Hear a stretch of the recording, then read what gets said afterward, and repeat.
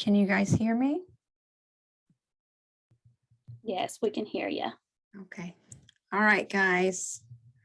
So just so you all know, your mics are disabled. So if you have questions, you can put them in the chat box to Cassie. Anything technical, she's there to help you out. But today you're going to hear about the importance of early care and education. So I'm glad to see you all here. My name is Jamie Guagliano, and I'm going to be your trainer for the next hour. If at any time my sound goes out or you can't hear a clip I'm playing, go ahead and put that in the chat box too. Without you guys having your mics on, you'll have to let Cassie know so she can tell me or help me fix it. So I'm really excited to be talking today about what I believe is the most important field of education. That's my personal opinion. And I'm going to be really honest. I really struggled to break this topic down into 1 hour because there is so much information out there that proves how important early childhood education is. I'm grateful to be allowed to speak about a topic that is near and dear to my heart. And hopefully you guys will leave this session not only being believers in early childhood education, but I also want you guys to be empowered advocates for the field. And hopefully some of the things we talk about in here will give you the tools to do that.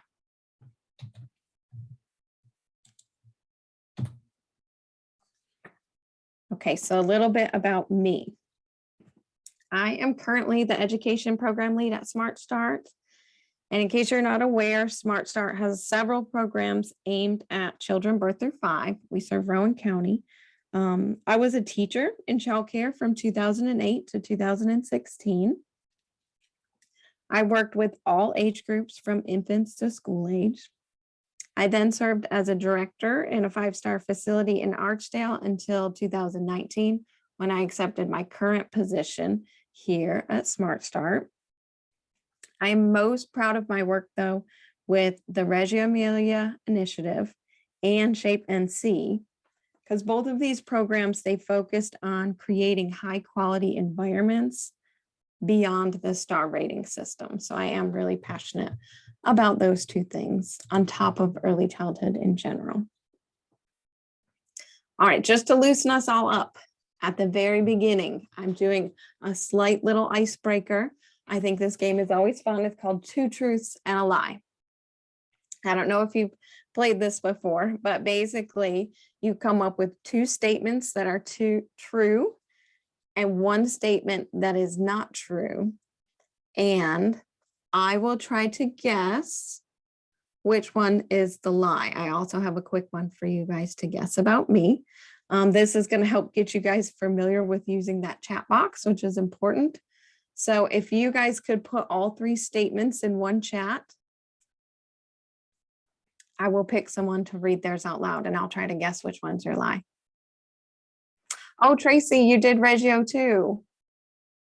I loved it. So personal story, I actually planned a trip to Reggio Emilia, Italy to go see the original schools with a different partnership. And I chickened out. I didn't want to leave my daughter here. And it's one of my biggest regrets, but I will do it maybe 2 years from now when she is grown. All right, Candy, I need 3 statements. You put 1 statement. I don't know if that's your truth or a lie yet, but if you give me 3, I can try to guess it. So you give 2 statements that are true and then 1 that's a lie. And Cassie, you can do it too. Say it again, Jamie, what'd you say? I said you can do 2 truths and a lie too. Okay. You don't have to, but it's for our icebreaker. Yes, I will. Okay, so I see I was an assistant scoutmaster in the Boy Scouts. I am fluent in 6 languages and I have 2 sisters. Oh, okay. I'm going to guess, and it would be cool if I'm wrong. I'm going to guess that you are not fluent in 6 languages. That is a lot. Am I right? I'm correct. Okay. Are you fluent in any number of languages besides English? Nope. Okay. That was good. Thank you. All right. So Candy, you said you have two boys, you're 6 feet tall, and you have one sister. I do not think you're 6 feet tall. Am I right?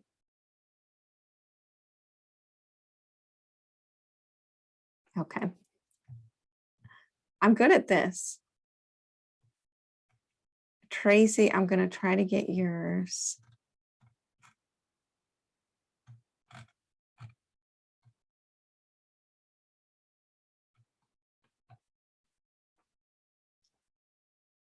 Okay. So Tracy,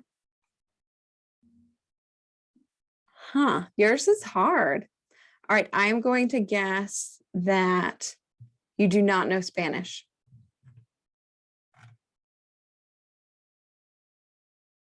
Am I correct? I'm good at this. I got 3 out of 3. Okay, let's see if you guys can get mine, and then we will get back to the topic. Oh, did I miss it? No, there it is. So my 2 truths and a lie are: I like any type of food except for sloppy joes. I'm terrified of heights. And my favorite family vacation is going to the North Carolina mountains. So you guys try to guess which one is my lie.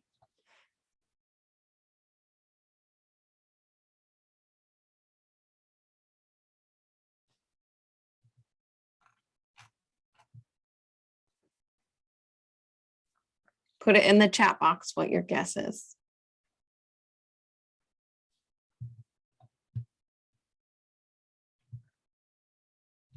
Whoops, I went too far.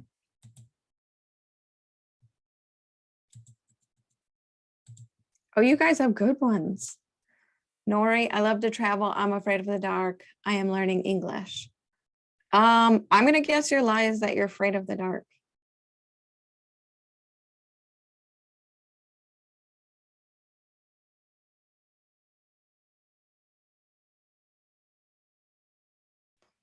All right, Jan, you're right. Number 1, I like any type of food except for sloppy joes. Nope, that one's true. So you're wrong. I am terrified of heights, but my favorite family vacation is not going to the North Carolina mountains, because I actually have lived in North Carolina for 16 years and I have never taken a vacation to the mountains. I don't want to go anywhere colder. I'm from Buffalo. So if I'm going on vacation, it's to somewhere warm. So you guys did good. Thank you for participating. We're going to go ahead and keep going since I only have an hour. So this training, it is mostly lecture based. So if you have any comments or questions, drop them in the chat box. We can get to them at the end, but make sure you're staying engaged, because I do test to see if you're paying attention at a couple points. Nothing intimidating or hard, don't worry. Okay, so we have some objectives for this training. There's 3 of them. I want you guys to leave here with an understanding of the rapid development that occurs from belly to bust and some of the science behind that brain development. Then I want you to be able to see the benefits of childcare on child development. And the last and really the most important thing that I want you to leave here knowing is the impact early childhood has on the future for individuals and for the community as a whole.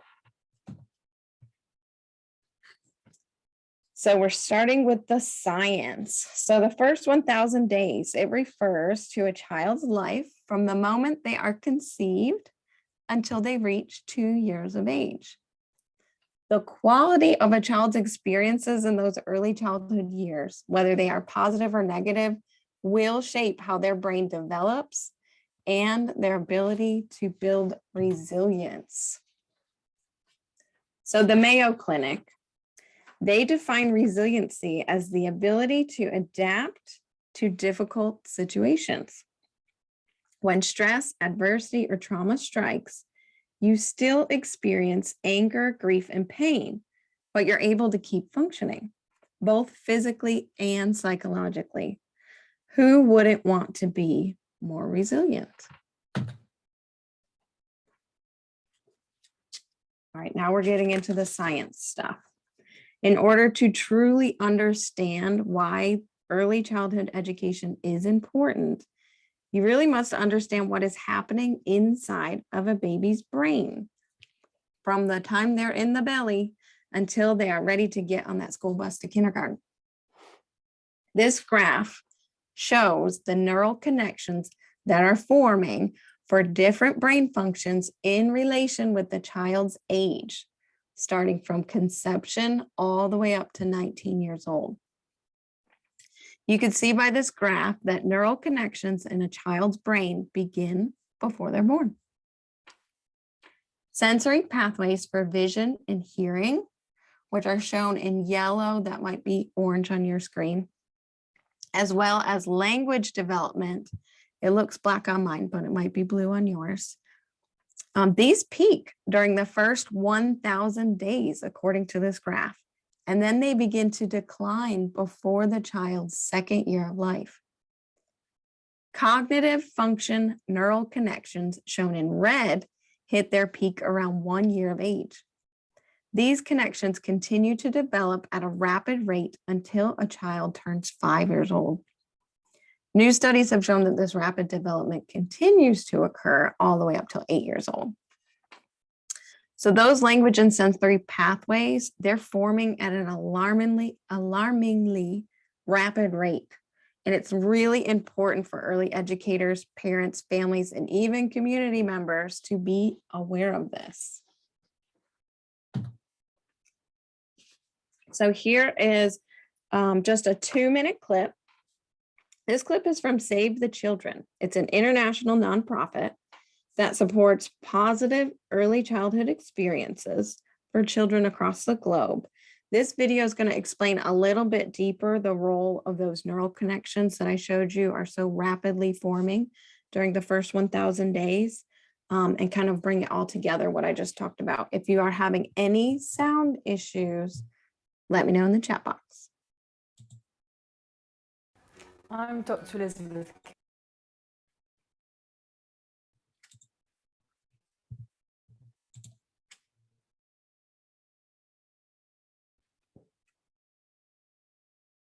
I'm Dr. Elizabeth Kilby, and I'm a consultant clinical psychologist working with children and families. And my real interest, my passion, is working with under fives and looking at the ways that they develop, what their strengths are. Hi, my name's Dr. Sam Was. I'm a research scientist based at the University of Cambridge and the University of East London. What really fascinates me is how young brains develop, because it's really tempting to think that a baby's brain is like a small adult brain, and it's really not. It's like a sponge. And their brains are developing at twice the speed. They're working through information twice as fast as adults. So the brain is made up of billions and billions of cells called neurons. What happens in the first few years after we're born is that these neurons form these very rapid phase of development of their branches, so the branches that allow one neuron to talk to another. So it's like a forest coming into bloom. So a 2-year-old's brain has twice as many connections between cells as an adult's does.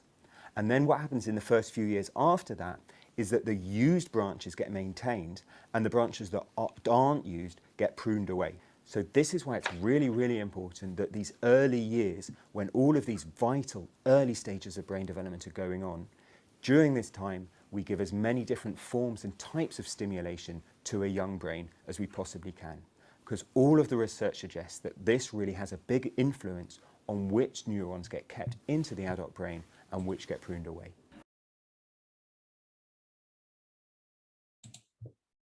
I'm not sure that whole video finished. Do this. It's so achievable. Playtime, interaction, giving children the stimulus. Okay, so he's giving you, I hope that you guys heard this. I told you I was going to quiz you guys just a little bit, depending on what we watch and what we do. And here's your first quiz. So the question is, a 2-year-old's brain has A, 10 times as many connections as an adult's brain, B, 2 times as many connections as an adult's brain, and C, 100 times as many connections as an adult's brain. Let's see in the chat box who might know the answer. I'm not going to say the answer yet.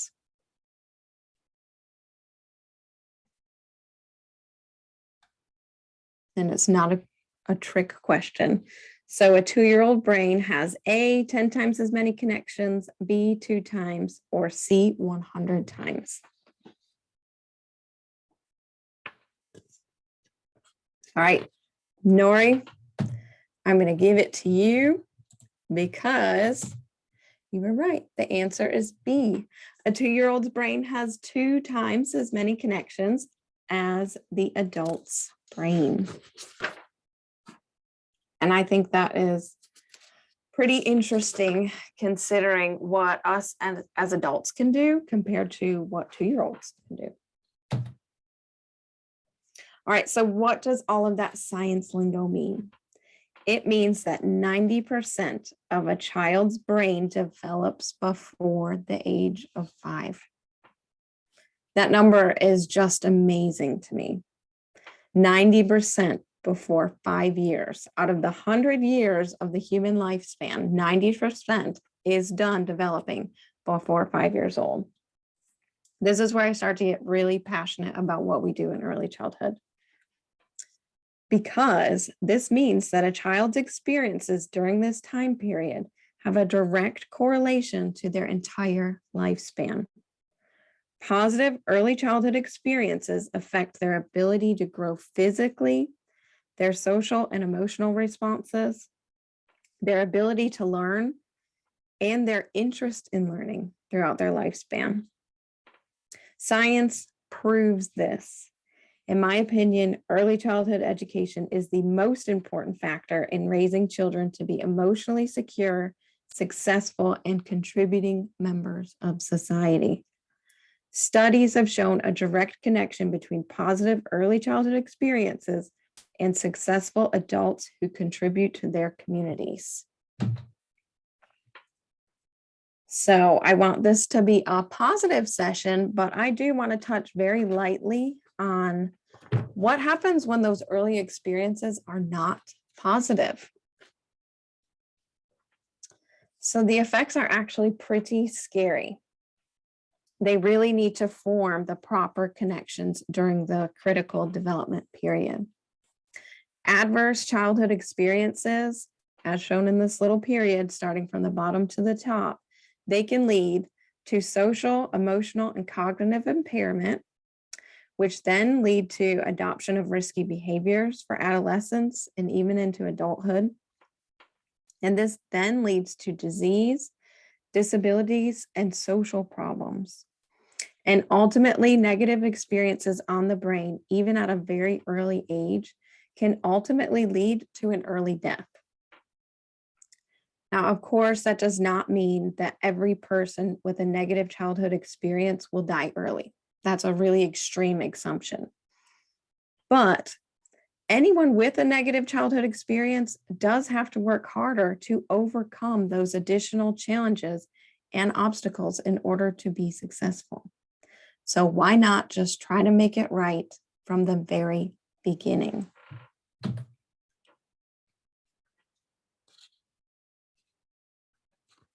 So we are now going to connect that brain science to what is happening in an early childhood classroom that allows them to form the right connections.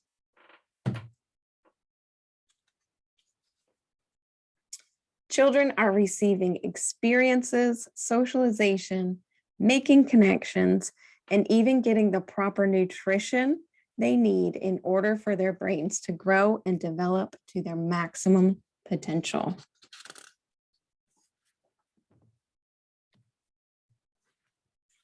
So in childcare, children have a regular schedule for meals, outdoor time, exercise, reading, sleeping, and so many other activities. Even young children have a schedule in childcare. Children are provided with a full slate of activities that include songs and storytelling. These fun tasks are essential to their intellectual growth and development.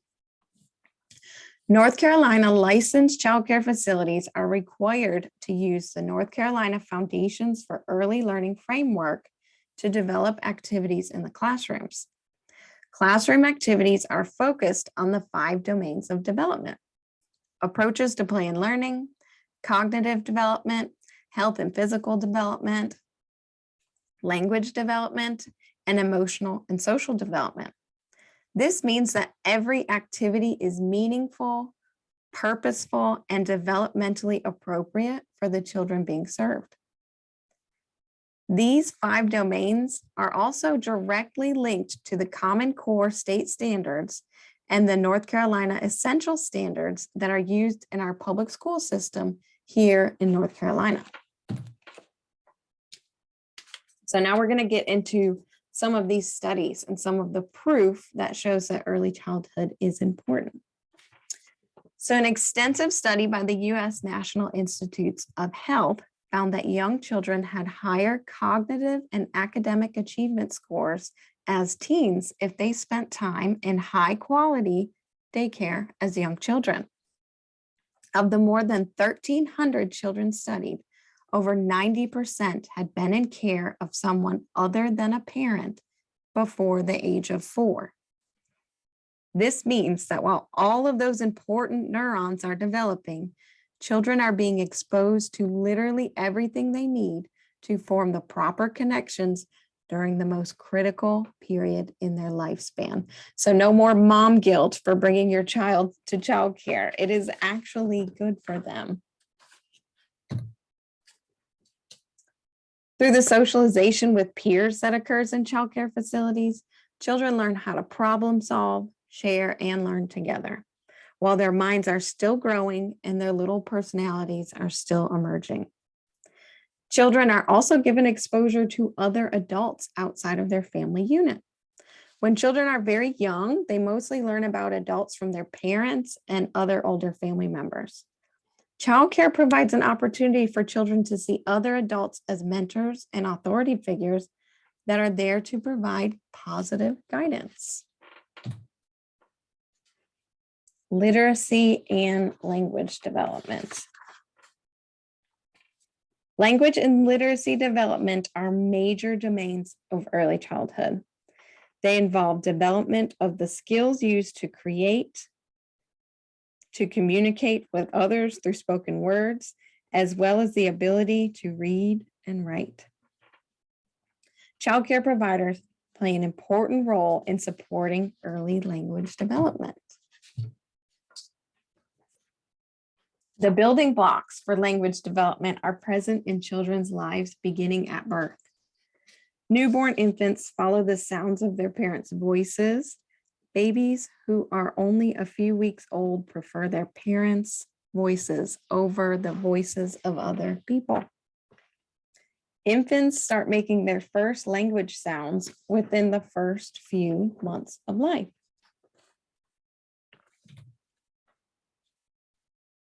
Children in childcare experience singing, reading, conversations, writing, drawing, finger plays, rhymes, poems, music, and storytelling. Language is the tool that helps children make connections, understand meaning, sharing feelings and needs, connecting with others, processing new information, solving problems, and even understanding society's expectations.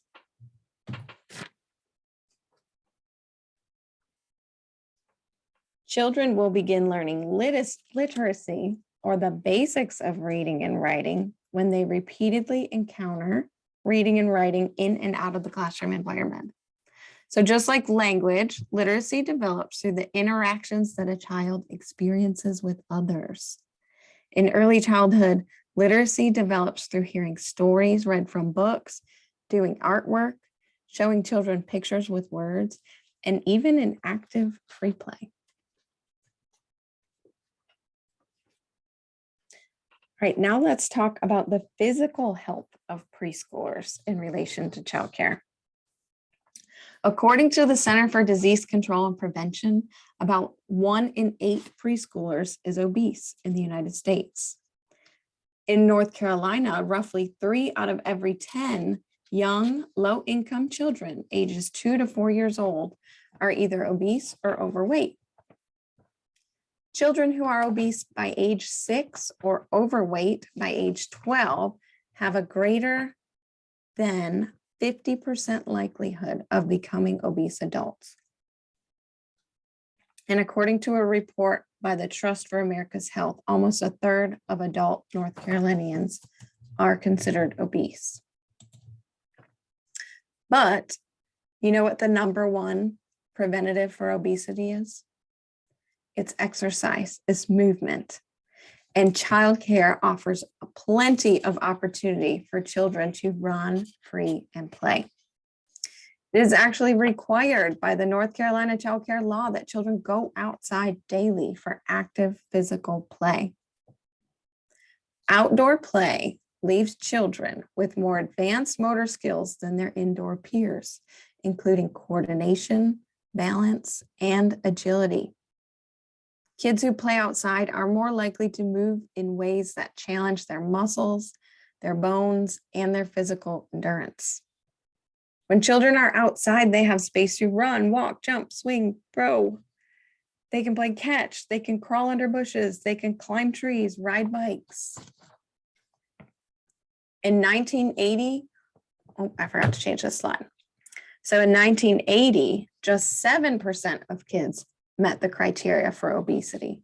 And now 3 decades later, studies found the 1 in 3 kids could fall under the obesity classification. So the cause for this is 2 things. Americans are eating more, and the second thing is they are spending less time being active. Children who spend more time playing outside are less likely to be obese because they're so energetic, they're away from the television or computer screens, they're running, jumping, climbing, and generally burning more calories than children that are sitting inside. Obese children are at higher risk for problems like heart disease, asthma, diabetes, and sleep apnea. Exposure to sunlight improves mood. It strengthens your immune system. Outdoor play also helps children with ADHD by giving them an outlet for the activity and energy that often creates issues indoors. In the field of early education, inclusion describes the practice of including children with disabilities in a childcare setting with other typically developing children of similar ages. They have additional specialized instruction and support when needed. Federal law says that children with disabilities have a protected right to be educated in the least restrictive environment.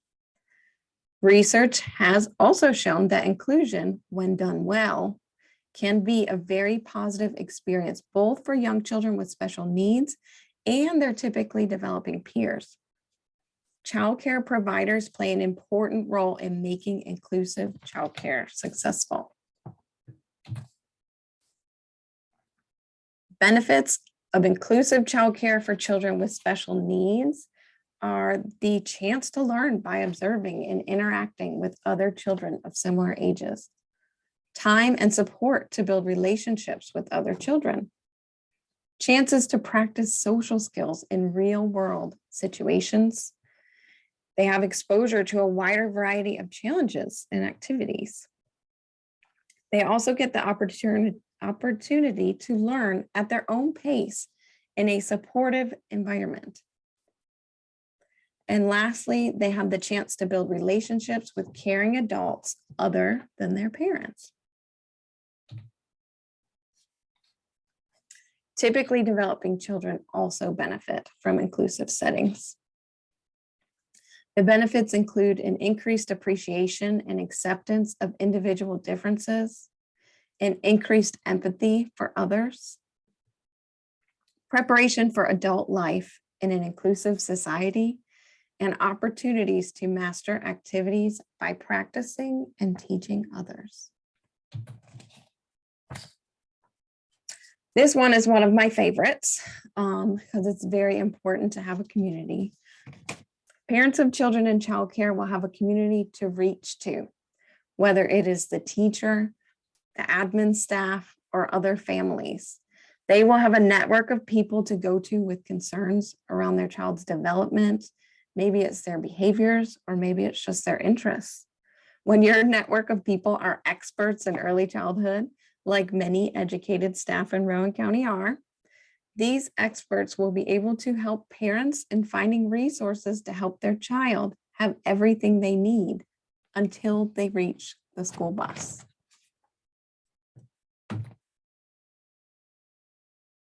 All right, so can you guys think, I only had an hour, so I can't possibly cover all of it, and we're not done yet. But I want to hear from you. Are there any things that I have missed that you feel are a significant benefit to childcare? And I have 4 personal ones. So if you can think of something that I haven't covered that's important to you, I would love to hear it in the chat box. I actually have 1, 2, 3, 4, 5 things. So a benefit to childcare that was not talked about. Inclusion. I definitely could have gone a lot deeper with inclusion. I personally think I could have done a whole training on the skills that children develop through art activities in childcare. Math.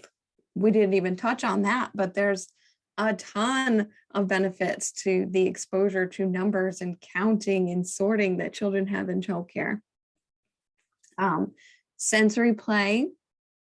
Music is a great one.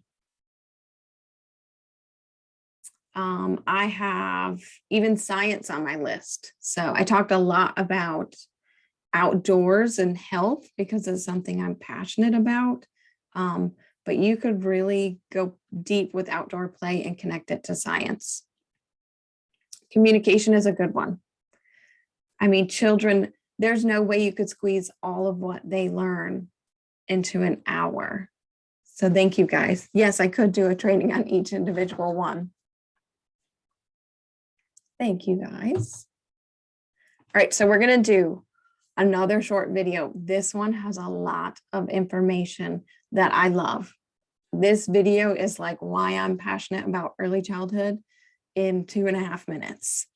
So this video, it's gonna bring together the big picture on how high quality childcare experiences affect families, individuals, and the entire community as a whole. Again, let me know if you can't hear it. What a child experiences during the first years of their life has a lasting impact on the development of their brain. While genes set the roadmap, experiences create the neural connection inside the brain that sets the foundations of our emotions, language, motor skills, vision, and memories. If one region gets additional stimulation, the neural pathways within that area and the connections to other areas grow stronger. This process is called synaptic pruning. You can also imagine your brain as a planet. There is motor skill metropolis, memory mountain, and vision village. Through the years, popular cities grow bigger and links between them get larger. Now, if one area was never developed, there can be traffic jams. This then slows down the development of the entire brain. Some neurotransmitters will be tired getting to work. Others will take shortcuts and get lost. Betty Hart and Todd Risley studied children's exposure to language. On average, children from families on welfare were exposed to about 600 words per hour. Kids from rich families got about 2,000. By the age of 3, the gap becomes 30 million words. But it didn't end there. Children from privileged families received much more positive feedback. For every 6 words of praise, there was only 1 word of discouragement. Welfare kids, however, had twice as much discouragements as praise. This could make a difference that lasts a lifetime. In a study that began in 1963, psychologist David Weikart and his team randomly divided 123 underprivileged kids into 2 groups. One group spent 2 years at a top preschool with excellent teachers. They made art, discussed problems, and received a lot of attention, respect, and love. For the other, life went on as usual, often without much attention from anyone. 40 years later, the high-scope Perry preschool study was published. At age 5, 67% of the children in the top preschool group had an IQ of over 90. They were school-ready. Of the others, only 28% achieved that. At 14, there was a big difference in basic classroom achievements. At 27, the top preschool group were more likely to own their own home. And at age 40, they earned more money and were less likely to ever be sentenced to jail. The researchers concluded that the 2 years at preschool nourished the children not only intellectually, but also gave them social skills, courage, and perseverance. This combination of character strength, also called grit, was later responsible for their success in life. The $15,000 invested in putting those kids into preschool later benefited the entire society, mainly through a reduction in crime. The total return of investment was estimated to be at $195,000. In 2006, Nobel Prize-winning economist James Heckman published what became known as the Heckman Curve. It shows the return of investments in education, which is the highest in the early years. Governments have since started to act. In Germany, parents get a lot of financial support to raise their kids. In Japan, mothers or fathers can take a full year of paid leave. In France, all children go to kindergarten free of charge. If you happen to be in charge, know that with every extra minute you spend encouraging and talking to that little troublemaker, you might be doing him a favor for life. According to the University of Michigan, regular family dinners are a stronger predictor of good grades than doing homework.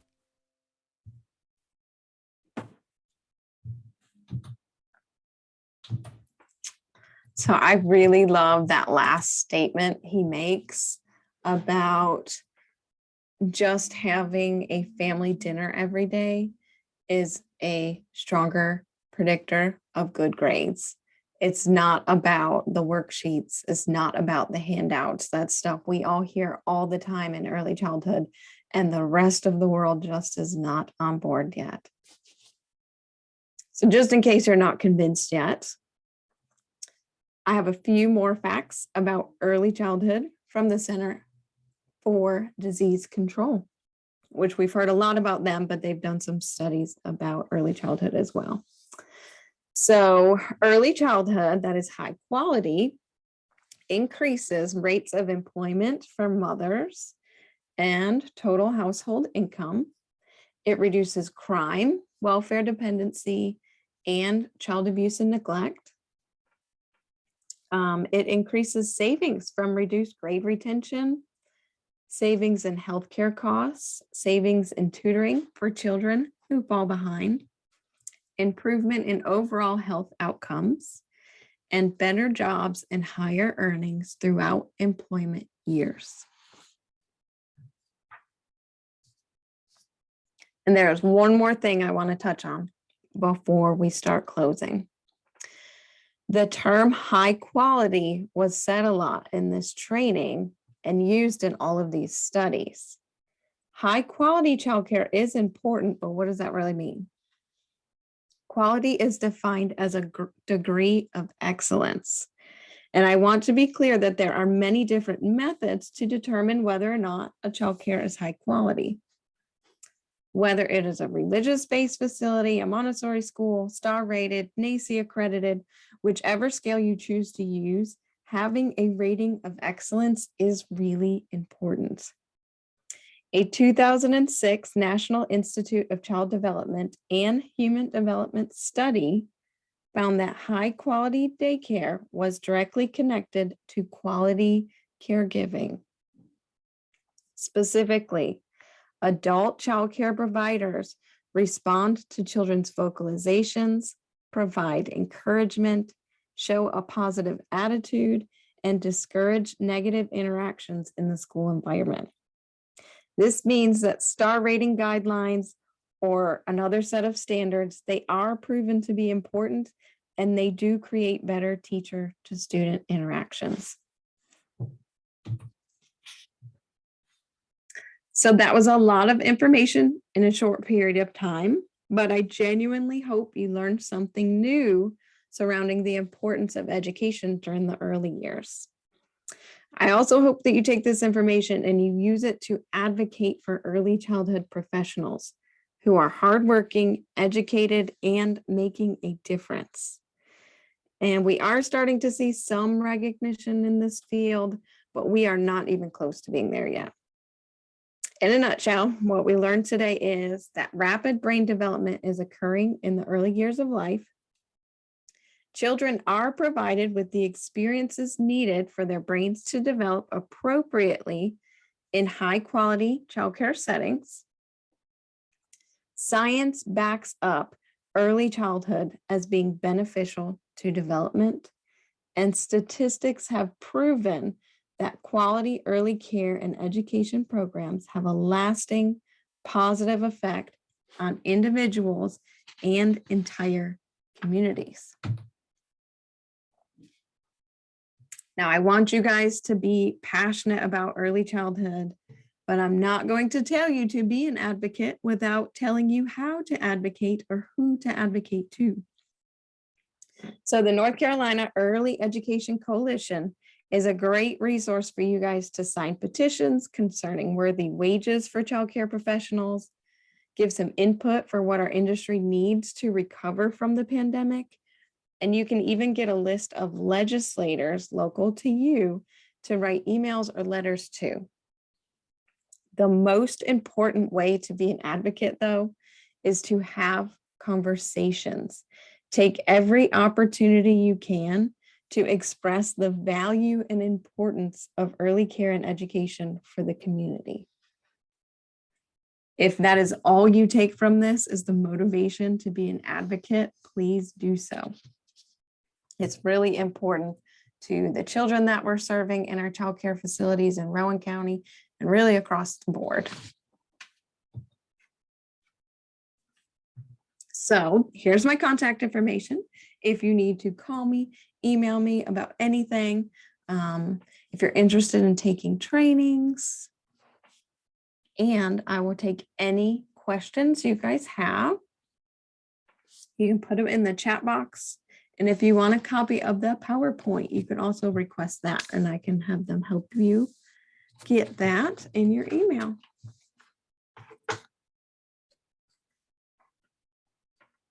And I believe Cassie has a survey for you guys to complete. Yes, once you log out, you're going to get a survey. You can only get your training hours once you completed the survey. And then I will, Jamie has her own training hour certificate, so I'll let her know everybody who sends their survey back in, and then she'll send you your survey or your training hours. I'm sorry, your certificate. Your certificate. Yeah, thank you guys for coming. Thank you, Jamie. Thank you, Cassie.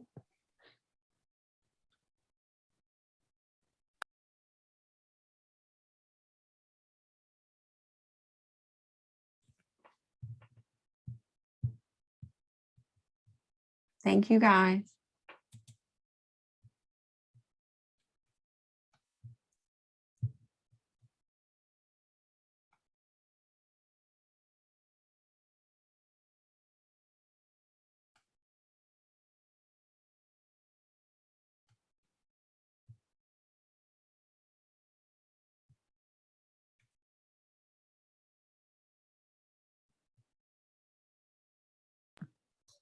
Thank you, everyone. We're going to have a training every day this week. So if you haven't already, register for the ones that are coming up this week. We have a lot of interesting topics this week. Thank you, Jamie. You present so well. I had some people in my office. They're like, man, she's a really good presenter. Oh, So thank great you. job. It's hard virtually. I can't wait till we could do this in person someday. I know. We're hoping to have our conference back in person next year. So I figured. All right. Thank you, Cassie.